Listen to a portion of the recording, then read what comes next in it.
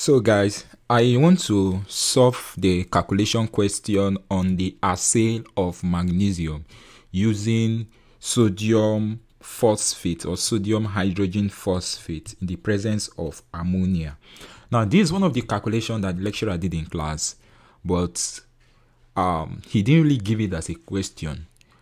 It was more or less like an illustration, but there is tendency that it may surface in the examination.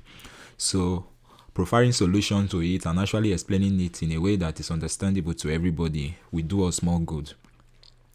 Now, to assay magnesium gravimetrically, you can react the compound of magnesium, which is magnesium chloride, with sodium hydrogen phosphate plus ammonia.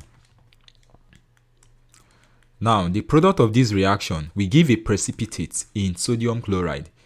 Now, the precipitate would be, you have ammonia, we have a magnesium, which is a metal, ammonium phosphate plus sodium chloride. Now, is this reaction balanced? The reaction is not balanced. Now, I said that if you want to indicate a precipitate, what do? You use this arrow to indicate that this is a precipitate. Now, the precipitate can be dried and be weighed. That is why it is called what? Gravimetric analysis. Okay? So, in this question, what are you expected to do? Now, maybe at the end of the day, you may be given the mass of magnesium of the precipitate that was obtained. You may be given the mass of the precipitate that was obtained. Let's say the mass of the precipitate obtained is 1.5 gram. Let's use 1.5 gram as the mass of the precipitate that is obtained.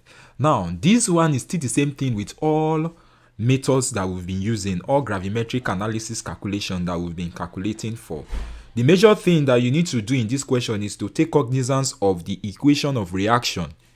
Take cognizance of the equation of reaction and the products, or let's say the reactant and the product that is formed. So our major concern now should be magnesium chloride and magnesium ammonium phosphate. Now, what is the atomic mass of magnesium? I think the atomic mass of magnesium should be around 24. Plus chlorine is 35.5. Now, how many chlorine are there? 2 chlorine. So, this gives us 24 plus 71, which is 95 gram per mole. Now, for magnesium sulfate, it's 24. Ammonia is 14. Hydrogen here is 1 times 4. Phosphorus is around 31 also. Phosphorus should be around 31 also. If I'm not forgetting that, phosphorus should be around 31. Okay, let me confirm that. The atomic mass of phosphorus. Atomic mass of phosphorus should be around 31. Okay, 31. So I'm correct. So we have 31 plus that of oxygen is 16. 16 times 4 is what? 64. Now, if you sum everything here together, what are you expected to have? If you sum everything there together, you have 24 plus 14 plus 4 plus 31 plus 64. And that one will give us, are you sure? 24 plus 14, okay, plus 4 plus 31 plus 64. This will give us 137 gram. Okay, this will give us 137 gram. So we can say from here, or we can now write the relationship between them.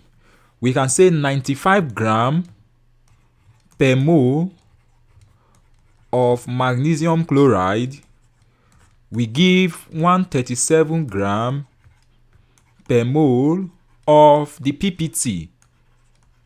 Are you getting it? Therefore, now, this is an assumption. If 1.5 gram, any value that is given to you here is what we are going to substitute here. Therefore, 1.5 gram of PPT would be equal to X. Almost the same thing with what we've been doing since.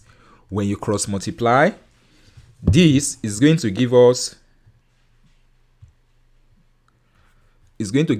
95 times 1.5. Let me go to the next slide. First of all, we have X times, this will give us S times 137 is equal to 95 times 1.5 gram of magnesium chloride. And this will be 137x is equals to 95 times 1.5 will give us 142.5 gram of magnesium chloride. Divide both sides by 137. Divide both sides by 137. So your S cancels your S, and this is 142 divided by 137. That will give us 1.04 gram of magnesium chloride.